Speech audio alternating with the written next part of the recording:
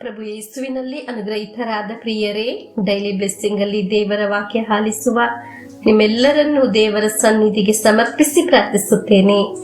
ದೇವರಲ್ಲಿ, ದೇವರ ವಾಕ್ಯದಲ್ಲಿ ಸತ್ಸಂಬಂಧ ಹೊಂದಲು ದೇವರೇ ಆರಿಸಿದ ಶುಶ್ರೂಷೆಯಾಗಿದೆ ಈ ಡೈಲಿ ಬ್ಲೆಸ್ಸಿಂಗ್ ಶುಶ್ರೂಷೆ. ಈ ಕುಟುಂಬದ ಸದಸ್ಯರಾಗಿದ್ದೇವೆ ನಾವು ಒಬ್ಬೊಬ್ಬರು. ದೇವರು ನೀಡಿದ್ದ ಈ ಅನುಗ್ರಹಕ್ಕೆ ದೇವರಿಗೆ ಸ್ತೋತ್ರವನ್ನು ಸಲ್ಲಿಸೋಣ. ನಿಮ್ಮೆಲ್ಲರಿಗಾಗಿ ಈ ಅನುಗ್ರಹ ಧ್ಯಾನ ಮಂದಿರದಲ್ಲಿ ಪ್ರಾರ್ಥಿಸುತ್ತಿದ್ದೇವೆ.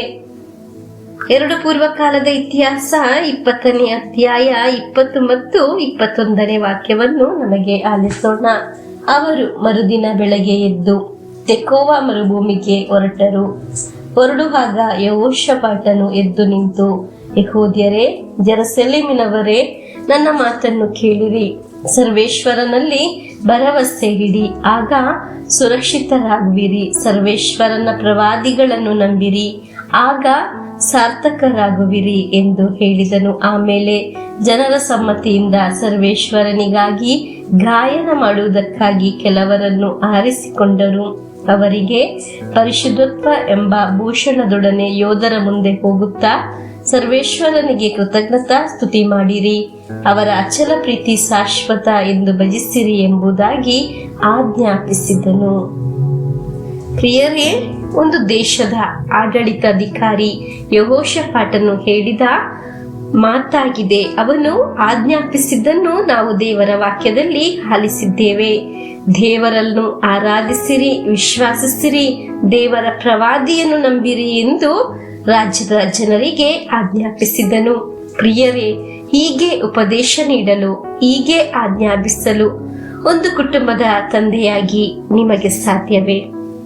ಒಂದು ಕುಟುಂಬದ ತಾಯಿಯಾಗಿ ನಿಮಗೆ ಸಾಧ್ಯವೇ? ಪ್ರಿಯರೇ, ನಾವು ತಲೆಮಾರಿನೊಡನೆ ಹೀಗೆ ಹೇಳಬೇಕು, ದೇವರನ್ನು ವಿಶ್ವಾಸಿಸಬೇಕು, ದೇವರನ್ನು ಆರಾಧಿಸಬೇಕು, ಪ್ರವಾದಿಯರ ಮಾತನ್ನು ಆಲಿಸಬೇಕು ಎಂದು. ಪ್ರಿಯರೇ, ಹೀಗೆ ಆಧ್ಯಾತ್ಮಿಕ ಕಾರ್ಯದಲ್ಲಿ ಆಸಕ್ತಿ ವಹಿಸಿದ ಯೆಹೋಷಾಫಾಟನಿಗೆ ದೇವರು ನೀಡಿದ ಉತ್ತರವಾಗಿದೆ 2 ಪೂರ್ವಕಾಲದ ಇತಿಹಾಸ 20ನೇ ಅಧ್ಯಾಯ 30ನೇ ವಾಕ್ಯವನ್ನು ನಮಗೆ ಆಲಿಸೋಣ.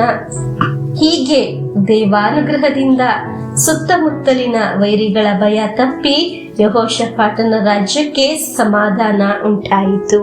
ಪ್ರಿಯರೇ, ಯಾವ ಕಾರ್ಯವಾದರೂ ದೇವರಲ್ಲಿ ಸಮರ್ಪಿಸಿ, ದೇವರ ವಾಕ್ಯವನ್ನು ಆಲಿಸಿ, ಪ್ರಾರ್ಥಿಸುವಾಗ, ಆರಾಧಿಸುವಾಗ, ಆಶ್ರಯಿಸುವಾಗ ಆ ಅವಸ್ಥೆ ನಮ್ಮ ಜೀವನದಲ್ಲಿ ಬದಲಾಗಿ ಶಾಂತಿ, ಸಮಾಧಾನ, ಐಶ್ವರ್ಯದಿಂದ ನಾವು ತುಂಬಿ ಅನುಗ್ರಹಿಸಲ್ಪಡುತ್ತೇವೆ.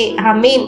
ಪ್ರಿಯರೇ, ನಮಗೆ ಇಂದು ಈ ವಾಕ್ಯದಲ್ಲಿ ನಮ್ಮನ್ನೇ ಸಮರ್ಪಿಸಿ ಪ್ರಾರ್ಥಿಸಿ ಪ್ರಭು ಯೇಸುವಿನ ಆಶೀರ್ವಾದವನ್ನು ಸ್ವೀಕರಿಸೋಣ. ನಮ್ಮೇ ಪ್ರಭು ಯೇಸು ಕ್ರಿಸ್ತರ ವರಪ್ರಸಾದವು, ದೇವರ ಪ್ರೀತಿಯು, ಪವಿತ್ರಾತ್ಮರ ಅನ್ಯೋನ್ಯತೆಯು ನಿಮ್ಮೊಡನ ಇರಲಿ. ರೋಗದಿಂದ, ಅಪಘಾತದಿಂದ, ವಂಚನೆಯಿಂದ, ನಿರಾಶೆಯಿಂದ ಸ್ವರ್ಗದ ದೇವರು ನಿಮ್ಮನ್ನು ಅದ್ಭುತವಾಗಿ ಸಂರಕ್ಷಿಸಲಿ. ದೀರ್ಘಾಯುಸ್ಸು, ಆರೋಗ್ಯ, ಸಮಾಧಾನ, ಸಂತೋಷ ಉಂಟಾಗಲಿ. ಪಿತನ, ಸುತನ, ಪವಿತ್ರಾತ್ಮರ ನಾಮದಲ್ಲಿ ಆಮೆನ್.